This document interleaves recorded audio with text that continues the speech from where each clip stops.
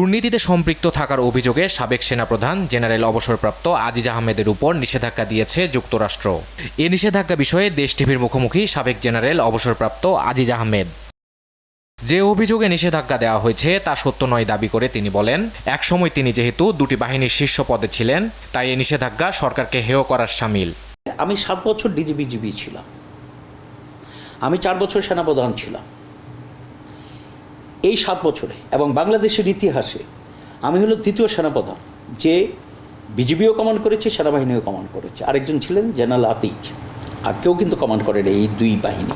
কাতার ভিত্তিক Al Jazeera television 2021 সালের ফেব্রুয়ারিতে all the prime minister men নামে একটি তথ্যচিত্র প্রকাশ করে। আল জাজিরার ওই তথ্যচিত্র এবং মার্কিন নিষেধাজ্ঞা একই সূত্রে গাঁথা।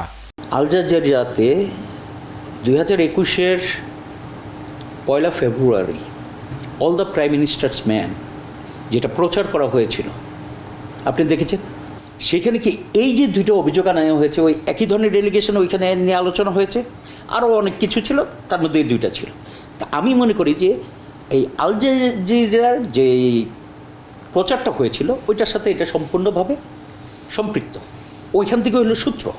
সন্তান এবং স্বজন কেউই যুক্তরাষ্ট্রে থাকে না উল্লেখ করে আজিজ আহমেদ বলেন, তাই তিনি বিচলিত নন। আমার যদি ওই দেশে যাওয়ার প্রয়োজনই না হয়, it does not make any sense to me, আমি যাবই না, আমার প্রয়োজনই নাই। সাবেক সেনাপ্রধান বলেন, তদন্ত হলে তাতে আপত্তি নেই। জানান, যেহেতু পদ নেই তাই প্রভাবিত করার সুযোগ নেই। আমি তো বলছি যে আমি আমার কোনো ভাইকে কোনো কন্ট্রাক্ট দিইনি, কোনো মিলিটারি হার্ডওয়্যারের কোনো একটা কন্ট্রাক্ট দিই নাই। এটা তো দেখতে পারে। এখন তার আমি তো আর ইয়েতে নাই, চেয়ারে নাই, দেখেন ভেরিফাই, দেখেন সে এই তুমি এই কন্ট্রাক্টটা দিয়েছ, দেখেন সে। জেনারেল অবসরপ্রাপ্ত আজিজ আহমেদ দাবি করেন, তার ভাইয়ের সাজা মওকুফ তার দায়িত্ব পাওয়ার আগে, এতে তার কোনো প্রভাব ছিল না। ইফতেখার রেজা, দেশ টিভি, ঢাকা।